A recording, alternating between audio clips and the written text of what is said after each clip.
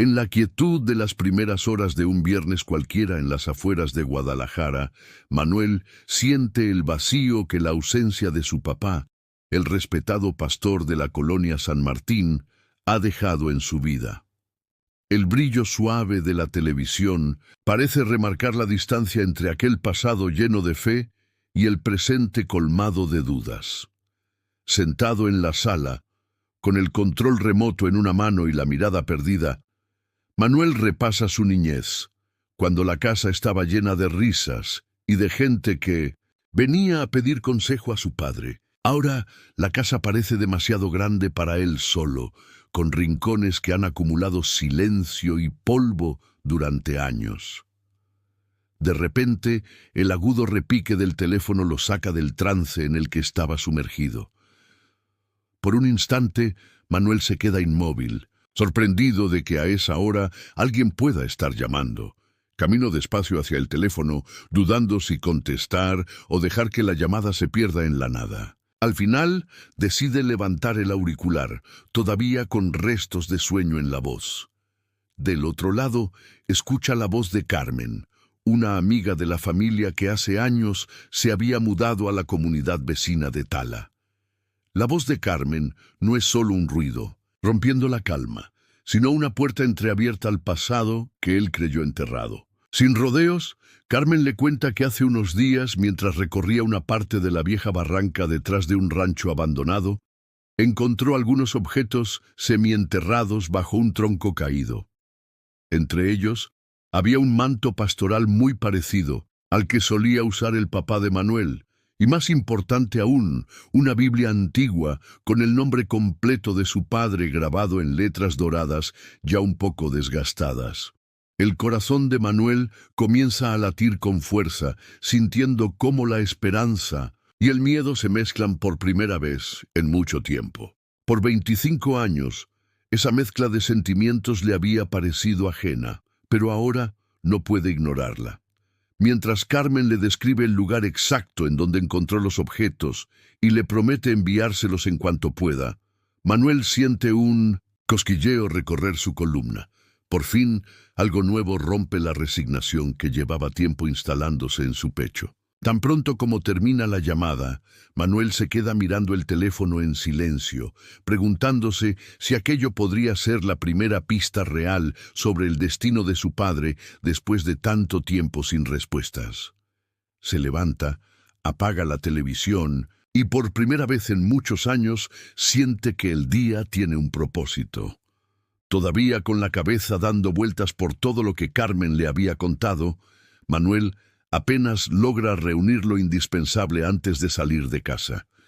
No se preocupa demasiado en peinarse o buscar ropa nueva. Solo piensa en estar listo para cuando llegue la patrulla que lo recogerá, como le dijeron por teléfono.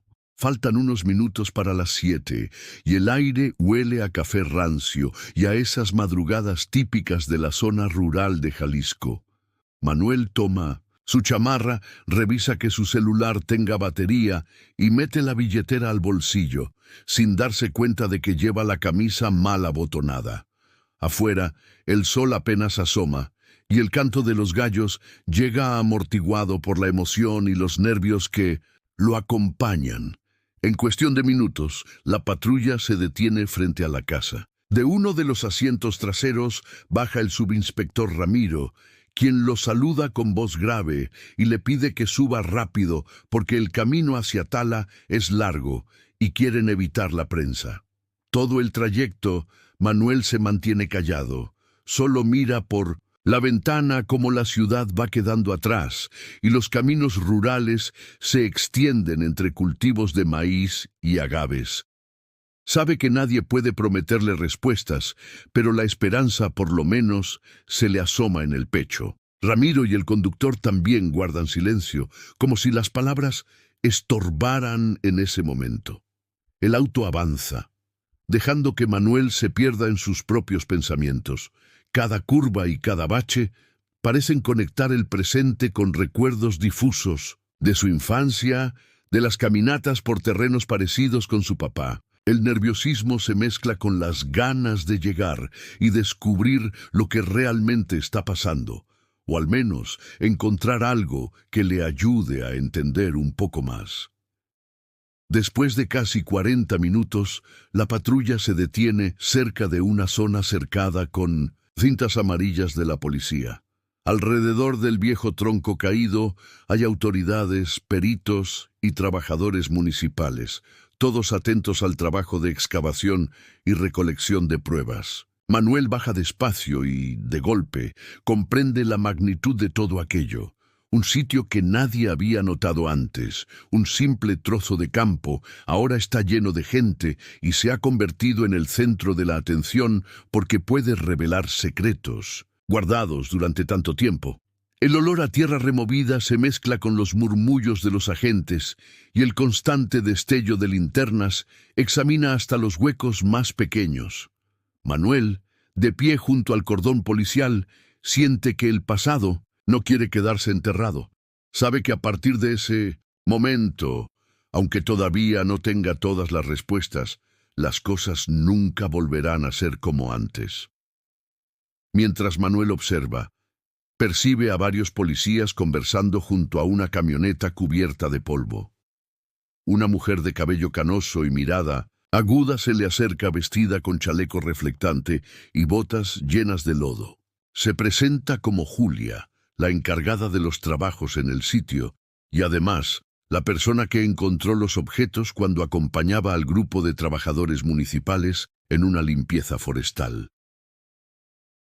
Julia le cuenta que aquel tronco, podrido y cubierto de hojas secas, había estado allí quién sabe cuántos años, hasta que decidieron retirarlo para evitar accidentes en la vereda. Al levantarlo, notaron que la tierra estaba removida, y con curiosidad se pusieron a excavar un poco más. Lo que los sorprendió, dice Julia, fue el orden con el que todo estaba dispuesto.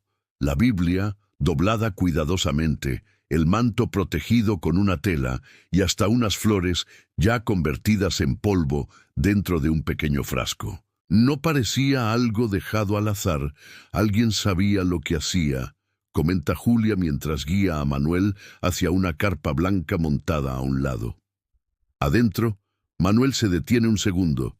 Sobre una mesa improvisada está la Biblia, abierta, y en cuanto se acerca, reconoce el nombre de su papá, escrito con la letra que tantas veces vio en notas y cartas de la infancia. Le tiemblan un poco las manos mientras repasa con los dedos aquellas letras, como si tocaran un pedazo de pasado vivo. Siente que la distancia de 25 años se deshace entre sus dedos, y por un momento el bullicio afuera se apaga por completo.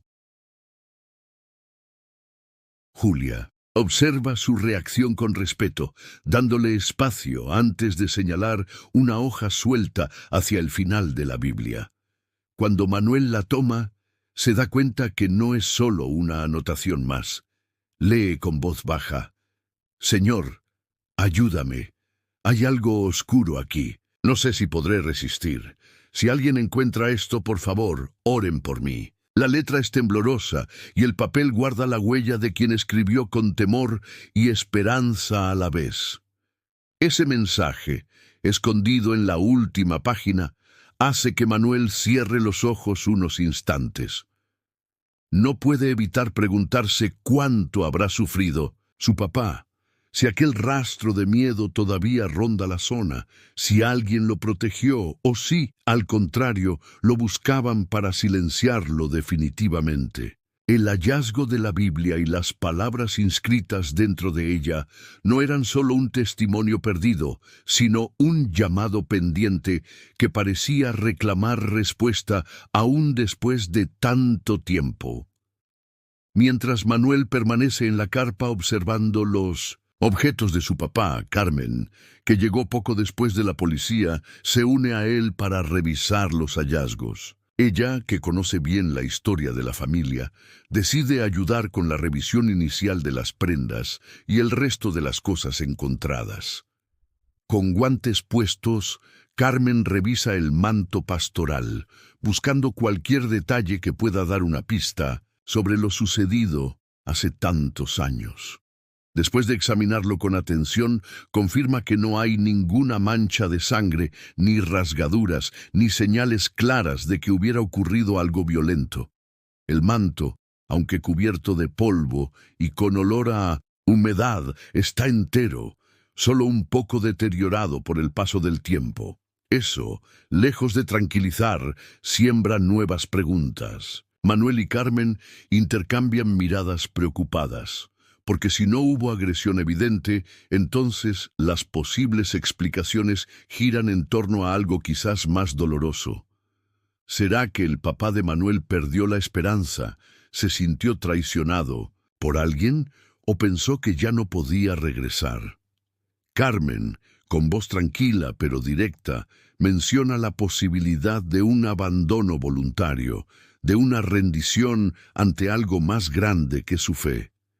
Manuel siente una punzada en el pecho porque ese pensamiento choca con la imagen que siempre tuvo de su papá, un hombre recio y firme incluso ante las peores noticias. La idea de una renuncia, de una huida planeada, es difícil de aceptar. Si bien la carta en la Biblia habla de miedo, también mostraba esperanza y confianza en Dios, así que nada parece claro. Mientras siguen revisando, Carmen repara en un objeto fuera de lugar, una bolsa deportiva azul con el cierre medio atorado. Manuel se sorprende porque esa bolsa jamás la había visto en casa y era raro que su papá, tan sencillo y tradicional, usara algo así. Siempre prefería su mochila, de cuero vieja.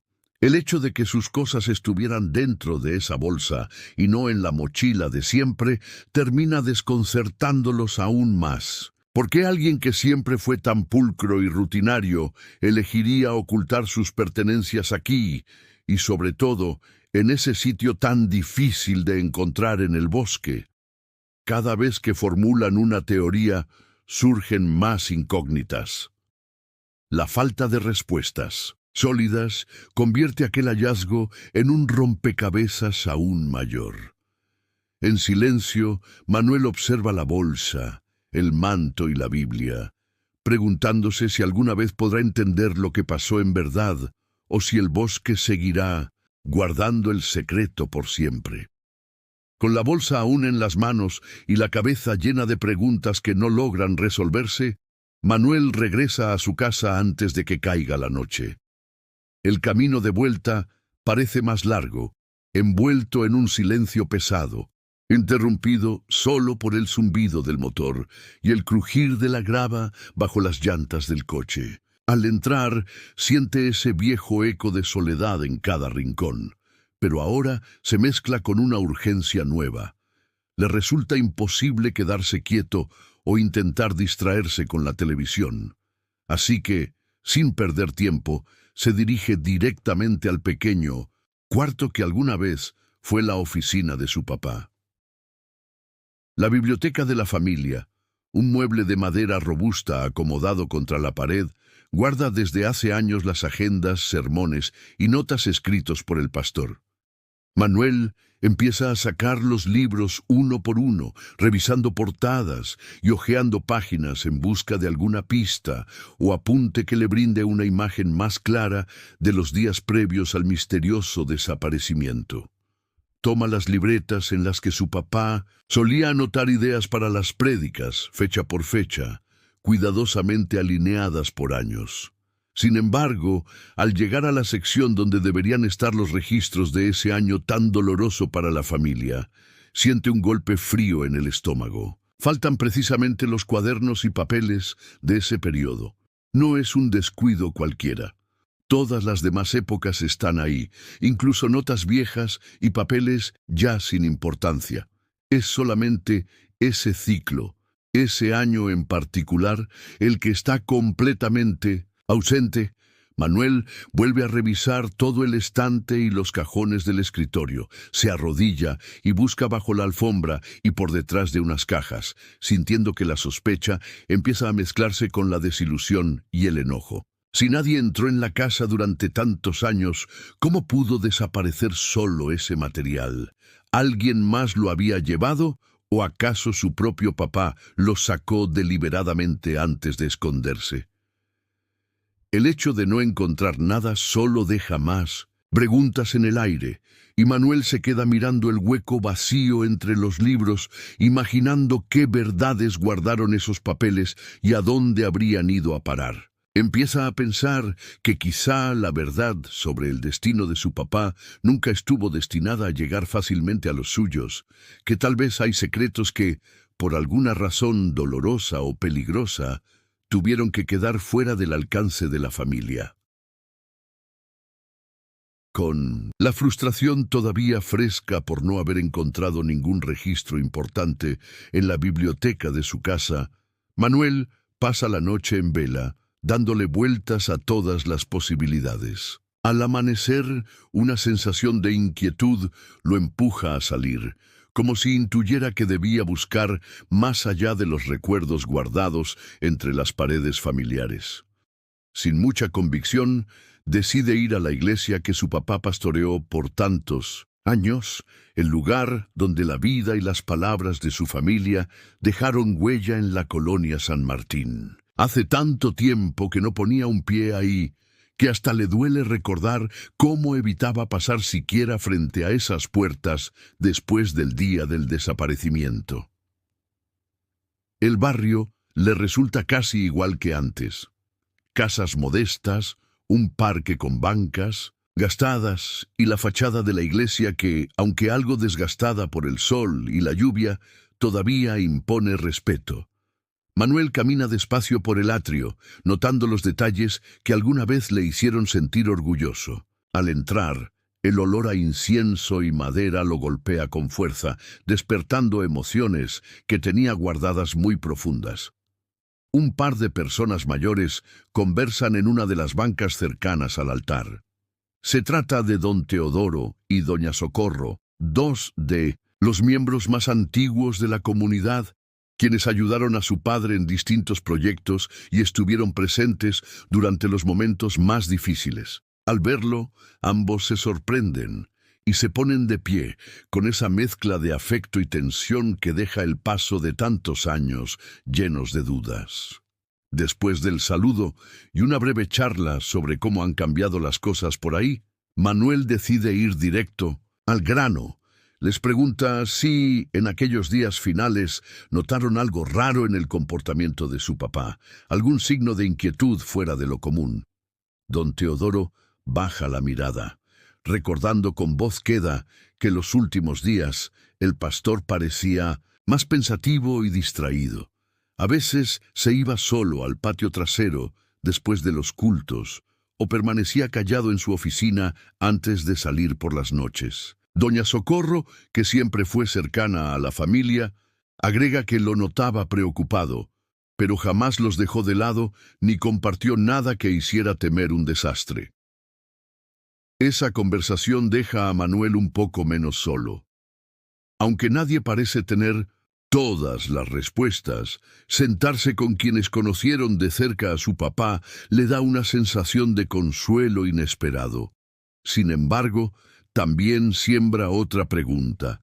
¿Acaso la soledad espiritual fue más grande de lo que ellos sospechaban, o realmente había algo que ninguno pudo descubrir hasta ahora? La conversación se va haciendo más tensa mientras Manuel insiste con preguntas que los dos ancianos parecen preferir evitar.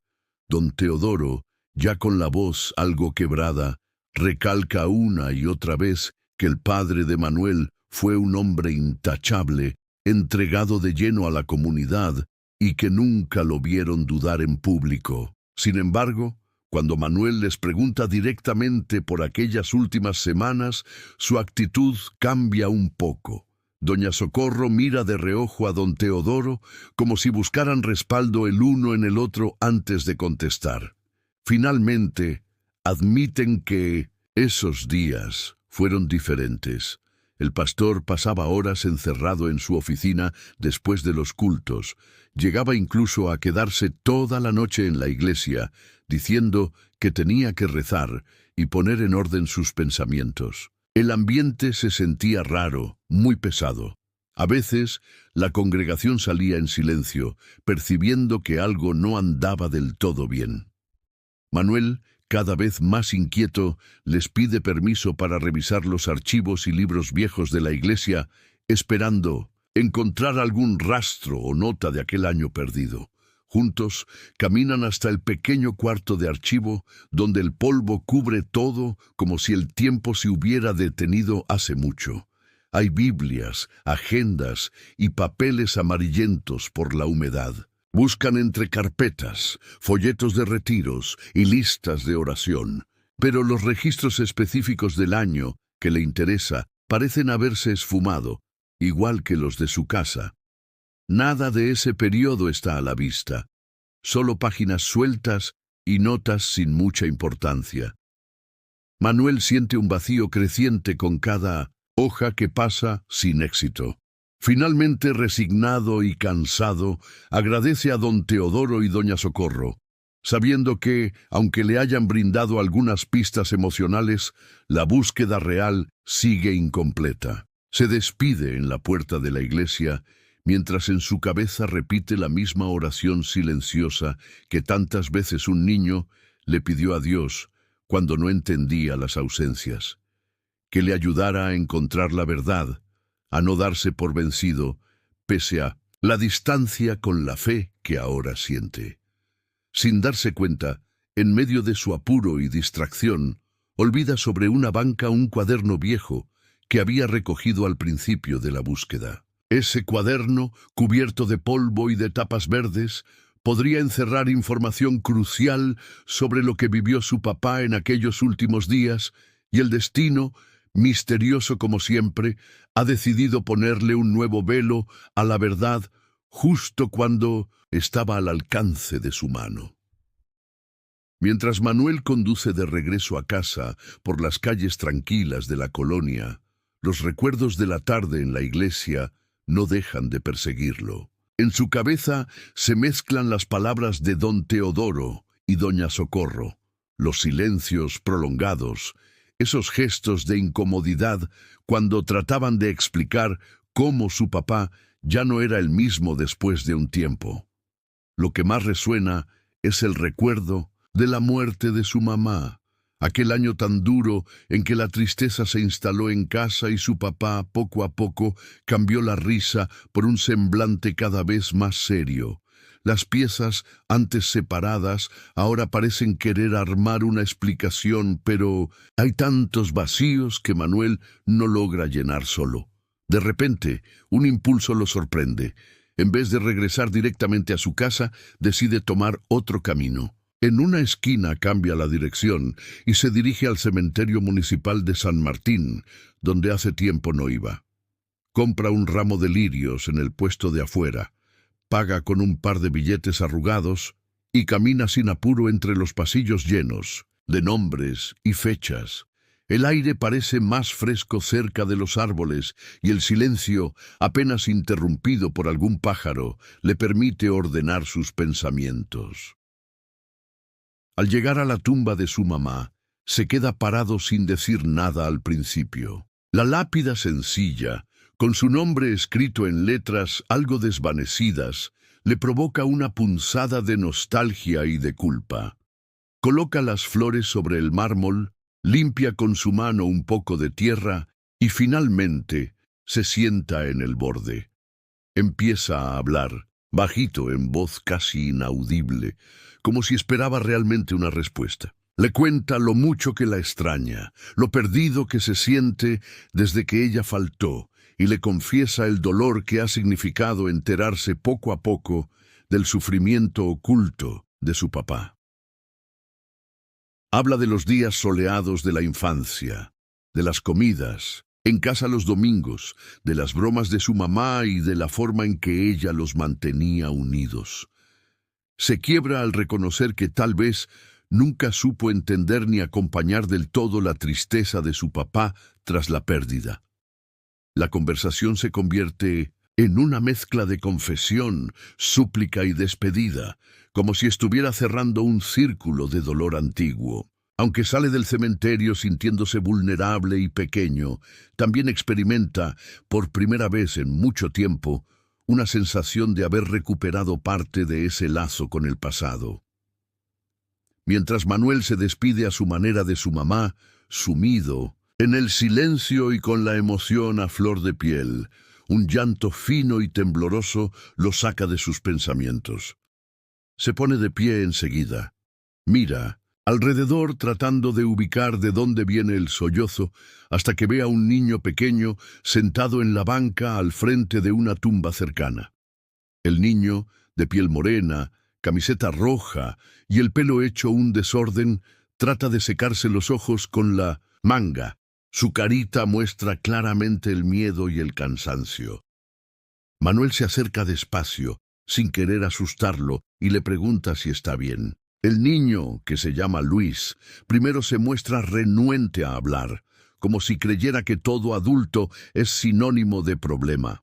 Pero después de unos minutos, y ante la insistencia amable, termina confesando entre balbuceos que no quiere regresar a su casa. Explica que, desde hace semanas, la situación ahí se volvió aún más dura.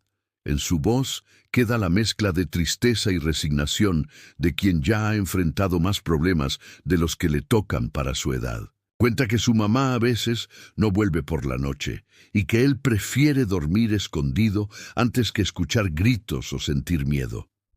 La sinceridad con la que el pequeño comparte su dolor causa en Manuel un vuelco en el pecho. Reconoce en ese niño la misma soledad, la misma rabia y la sensación de abandono que vivió alguna vez cuando morir la mamá los dejó a él y a su papá perdidos y cada quien se refugió en su silencio. Cuando Luis le pide, con una voz apenada, si puede llevarlo a la iglesia o si, al menos, puede rezar con él para sentirse seguro, Manuel entiende que ese encuentro no es casualidad. Siente que tiene delante una chance honesta, un recordatorio de que la compasión puede ser ese hilo que une las partes rotas de una vida. Manuel decide no dejarlo solo. Lo tranquiliza, le propone buscar juntos ayuda en la iglesia y promete acompañarlo el tiempo que sea necesario. Por primera vez en mucho tiempo, siente una especie de paz al darse cuenta de que, al acoger al pequeño Luis, no solo está ayudando a otro, sino también dando pasos hacia la reconciliación con su propio pasado, ese que tanto le dolía cargar en soledad. Manuel, aunque tiene la cabeza llena de preocupaciones por la búsqueda de respuestas sobre su papá, sabe que no puede dejar a Luis solo ni por un segundo. El niño muestra signos de fiebre y cada vez que tose se le encoge el corazón. Sin dudarlo demasiado, decide que lo más urgente es llevarlo al Hospital General de San Martín, que está a unos 20 minutos en auto.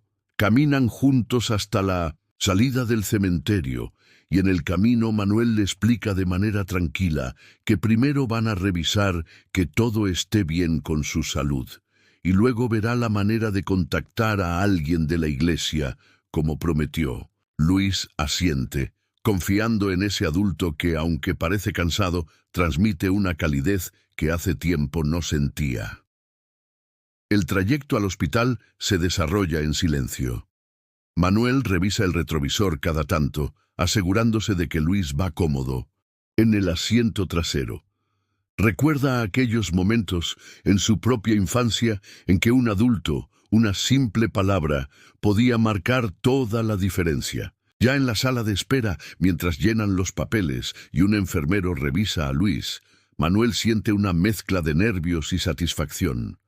No puede evitar pensar en su papá durante todo el proceso, en cómo, al cuidar a ese niño vulnerable, está haciendo vivo el legado de compasión que vio tantas veces en su hogar.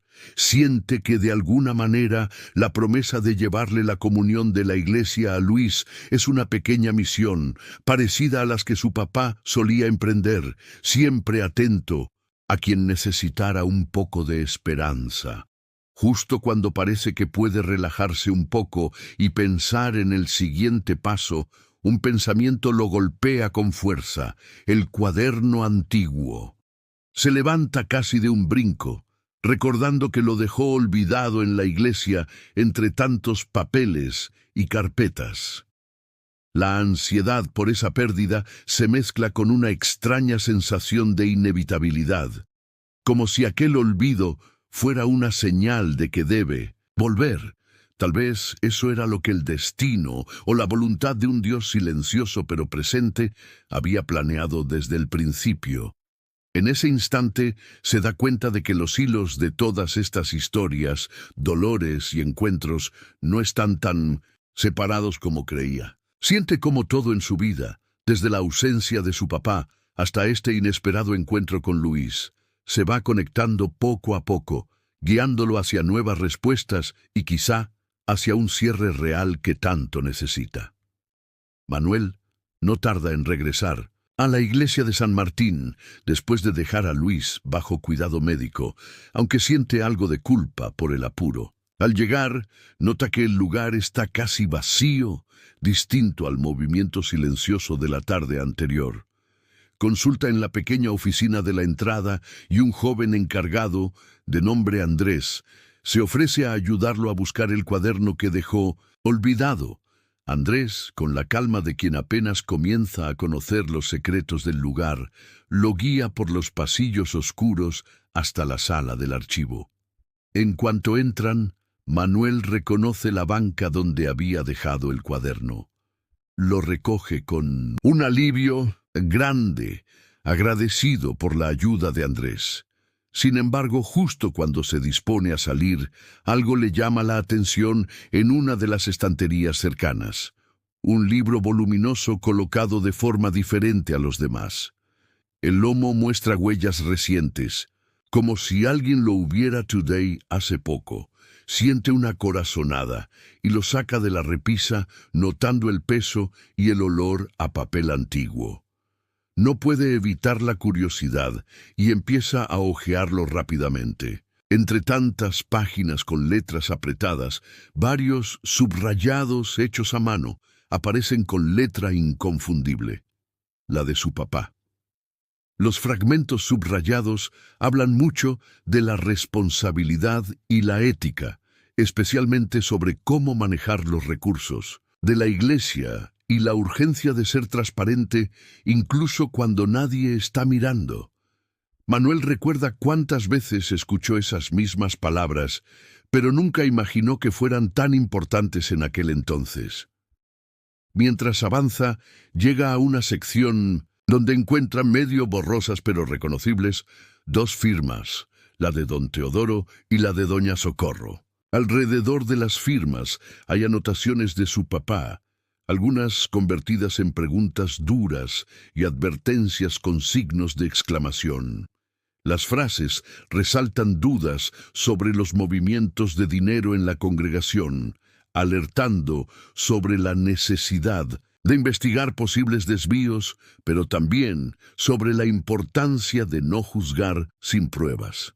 El corazón de Manuel late rápido ante el hallazgo. Por primera vez, entiende que quizá el sufrimiento de su papá en los últimos días podría haber tenido relación con algo más complejo y doloroso: una traición o una gran responsabilidad no compartida.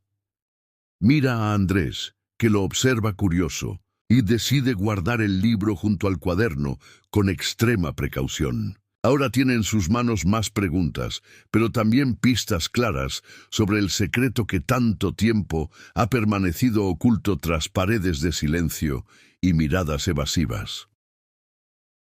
Manuel se siente inquieto mientras guarda el libro y el cuaderno en su mochila. No deja de pensar en lo que acaba de descubrir: esas marcas hechas por su papá, las firmas de don Teodoro y doña Socorro, y los comentarios sobre el manejo dudoso del dinero en la iglesia. Todo eso le da vueltas en la cabeza, quitándole la imagen tranquila que siempre tuvo de la congregación. Ahora, cada gesto y cada ausencia de los viejos líderes le parece sospechoso, como si de repente estuvieran jugando un papel distinto al que habían mostrado durante tantos años. Desde una de las ventanas del pasillo, Manuel se distrae mirando hacia el exterior. A lo lejos, distingue dos figuras moviéndose por el cementerio, aunque todavía está algo oscuro por la hora.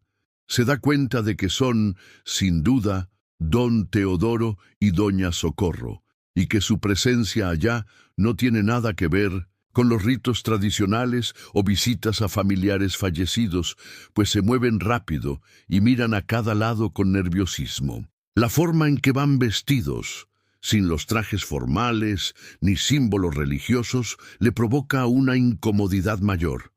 Siente que están ocultando algo y que su papá, de alguna manera, se vio envuelto en ese secreto hace años. Respira hondo y todavía, procesando todo, va a buscar a Andrés para agradecerle por la ayuda y, de paso, recoger la pequeña cajita de hostias que le prometió a Luis. Andrés le desea suerte, sin darse cuenta de la tensión que Manuel lleva encima. Afuera el aire se siente frío, pero a Manuel por dentro lo calienta el deseo de conocer la verdad, aunque le dé miedo lo que pueda descubrir. Se dirige al cementerio, manteniendo cierta distancia por si lo reconocen. Su corazón late más fuerte a cada paso. Ya no está seguro de nada ni de nadie, ni siquiera de las personas que fueron su guía espiritual durante toda la vida. Camina entre tumbas y cruces, atento a cada movimiento de los líderes y a cualquier detalle fuera de lugar.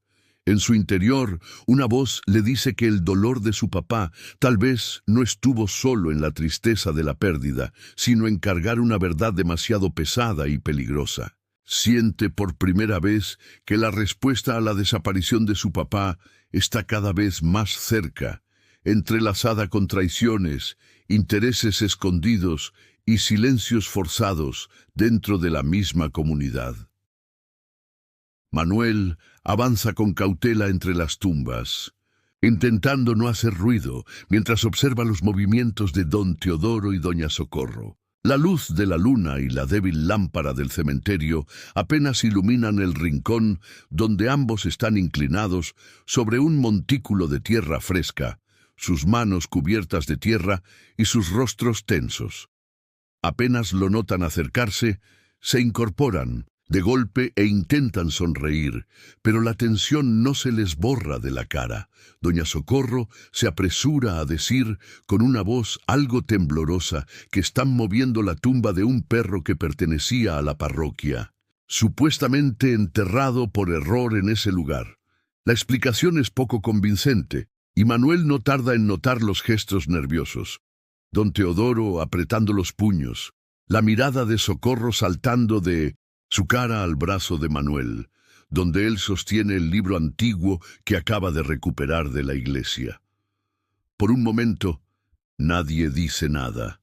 El silencio solo lo rompe el crujido de hojas secas bajo los talones de don Teodoro, quien rápidamente cambia de tema y le pregunta cómo va su búsqueda personal, fingiendo interés y preocupación. Sin embargo, el interés real de ambos está claramente puesto en el libro.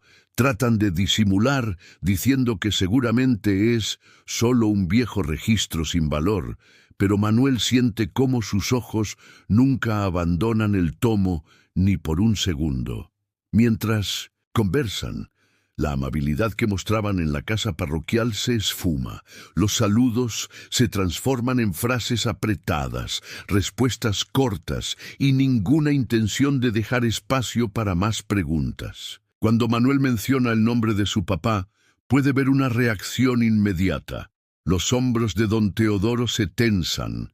Doña Socorro frunce el ceño, y ambos se miran como si hubieran acordado de antemano no hablar más de la cuenta. Manuel, sin levantar la voz y con el libro bien sujeto bajo el brazo, insiste en saber si su papá estuvo envuelto en algo relacionado con la administración del dinero de la iglesia. Ellos evitan responder directamente, pero en sus titubeos y evasivas queda claro que el tema los incomoda mucho. Antes de que pueda insistir más, mencionan que es tarde y que deben volver a casa.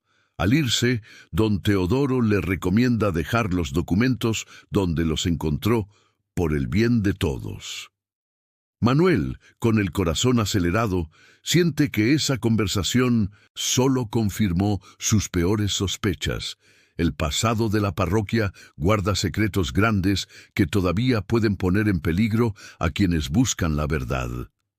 Manuel, después del enfrentamiento incómodo con don Teodoro y doña Socorro, intenta mantenerse sereno, a pesar del torbellino de emociones que lleva por dentro.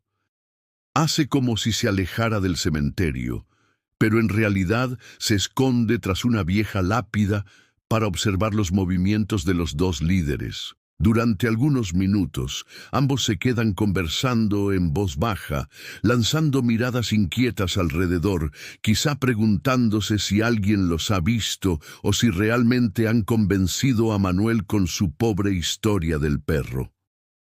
Cuando por fin parece que se dispersan, Manuel nota cómo doña Socorro se aparta de don Teodoro con bastante prisa, llevando consigo una pala y un saco oscuro que pesa más de lo que simularía una simple bolsa de basura. En vez de dirigirse hacia la salida del cementerio, toma un camino lateral, más bien rumbo al borde del terreno, donde varios árboles y una pequeña verja marcan el inicio de la zona más silvestre del lugar.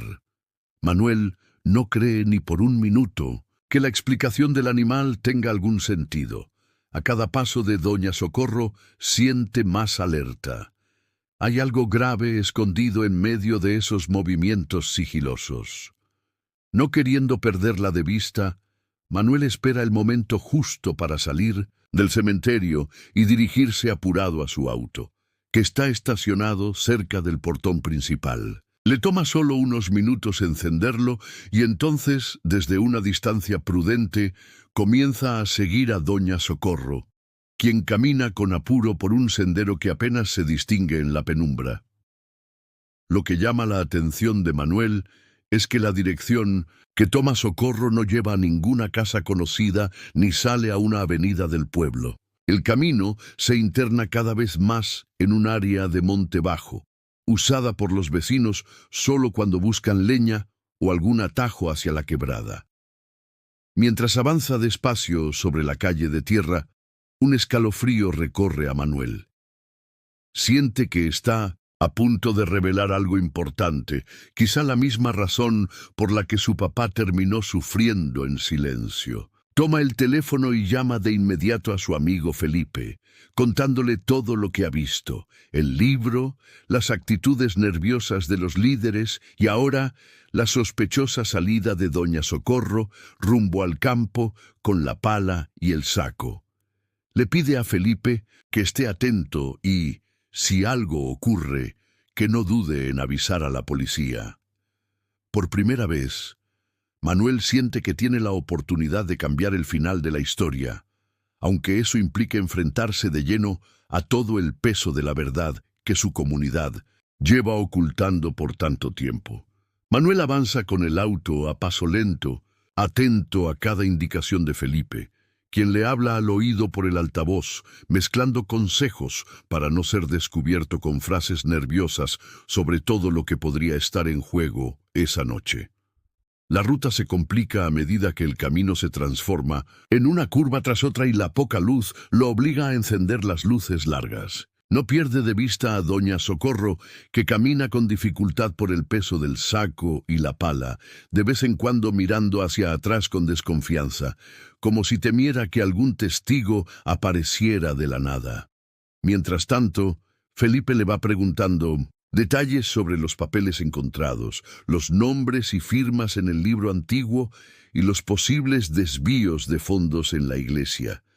Manuel repite cada dato, cada pista, consciente de que esta información podría ser crucial si la policía llega a tiempo. La tensión crece. Felipe le asegura que ya está en camino una patrulla y le pide que no haga nada arriesgado. Pero Manuel siente una ansiedad que le impide quedarse de brazos cruzados. Está convencido de que si espera, Doña Socorro eliminará pruebas irrecuperables, y la verdad sobre su papá y la historia oculta de la parroquia desaparecerán para siempre. De pronto, el sendero desemboca en un mirador sobre el acantilado, un lugar donde los vecinos suelen ir a ver la cordillera cuando hay luna llena. Doña Socorro apoya el saco y la pala en el suelo, toma aire y comienza a bajar torpemente por el camino de tierra y piedras que lleva hacia el barranco. Manuel siente que este es el momento. Sin pensarlo dos veces, apaga las luces, respira hondo y baja del auto, siguiendo los pasos de Socorro, que parece apurada y asustada a la vez, como si también sintiera que la noche se le escapa. Cuando por fin la alcanza, justo antes de llegar al borde del precipicio, Manuel le grita que se detenga. Ella, sobresaltada, se gira apretando la pala entre las manos. Se enfrentan bajo la luz pálida, el viento soplando fuerte y la bolsa negra colgando de su brazo. Manuel le exige saber qué oculta ahí, preguntando si piensa deshacerse de pruebas o incluso de algo que tenga que ver con su papá. La tensión es insoportable, ambos temblando ante la posibilidad de que todo explote en un instante. Por un momento, las palabras flotan en el aire, ahí, justo al borde del abismo, donde el pasado y el presente parecen encontrarse para no dejar nada oculto nunca más. El enfrentamiento entre Manuel y Doña Socorro dura solo unos segundos, pero en ese breve instante, él ve el miedo y la desesperación pintados en el rostro de la mujer. Ella intenta esquivar a Manuel, sujetando el saco con fuerza y lanzando miradas nerviosas hacia el barranco. El viento hace que ambos se tambaleen un poco, y el ambiente parece detenido en el tiempo hasta que de repente comienza a escucharse el eco de sirenas subiendo por la carretera. Poco a poco, la idea de que podría librarse fácilmente de la carga y de cualquier rastro del pasado empieza a desvanecerse para Doña Socorro. Ella intenta correr hacia la baranda oxidada del mirador, pero Manuel reacciona de inmediato y le grita que no lo haga, que todo está por salir a la luz. Sin embargo, Socorro, empujada por la urgencia de ocultarlo todo, salta a la baranda con la intención de lanzar el saco al vacío. Pero justo en ese instante, dos agentes de policía irrumpen a toda velocidad, interceptándola antes de que lo consiga. Entre forcejeos y gritos, logran reducirla, mientras Manuel observa, aliviado y tembloroso, cómo se acaba la sensación de impunidad que hasta ese momento parecía proteger a los implicados. Uno de los policías toma el saco y lo entrega a Manuel, que contiene la respiración antes de abrirlo. El olor a tierra húmeda lo golpea primero. Luego ve, entre la suciedad, varios cuadernos y papeles que reconoce de inmediato como los libros que su papá había usado durante años y que todos pensaban perdidos. Al sentir el peso y palpar el contenido, nota que no solo hay papeles. Entre la tierra aparecen fragmentos de huesos, claramente humanos, mezclados con restos de ropa. El silencio se apodera del grupo por un momento. Incluso la policía duda en mover más cosas, sabiendo que están frente a algo mucho más serio de lo esperado. Manuel apenas puede procesar la escena. Sabe que lo que hay en ese saco no es solo prueba de un delito, sino la confirmación de años de mentiras, engaños y miedo. Siente tristeza, rabia y algo de alivio. Finalmente, la red de secretos y traiciones que había envuelto a la parroquia empieza a romperse frente a la verdad. La presencia de la policía y de su amigo Felipe, que llega corriendo y lo abraza sin decir nada, le da algo de consuelo. Ya nada va a ser igual, pero al menos la verdad ya no está enterrada. Al llegar a la comisaría, Manuel se siente abrumado por la mezcla de alivio y cansancio. Nunca imaginó que terminaría esa noche sentado frente a una larga mesa, viendo cómo los policías y los peritos despliegan cuidadosamente los objetos que recuperó del saco: el viejo diario de su papá, el cuaderno donde escribía los sermones y otros papeles manchados y rotos, ahora alineados, uno al lado del otro, bajo una luz blanca y fría. Todo lo que alguna vez fue parte del día a día en su casa, palabras, ideas, hasta dibujos pequeños en los márgenes, está ahora envuelto en bolsas de evidencia. Manuel apenas puede creer que hayan sobrevivido al paso del tiempo y a los intentos de ocultarlo todo. A un costado de la sala, varios policías acompañan a don Teodoro y doña Socorro, ya esposados.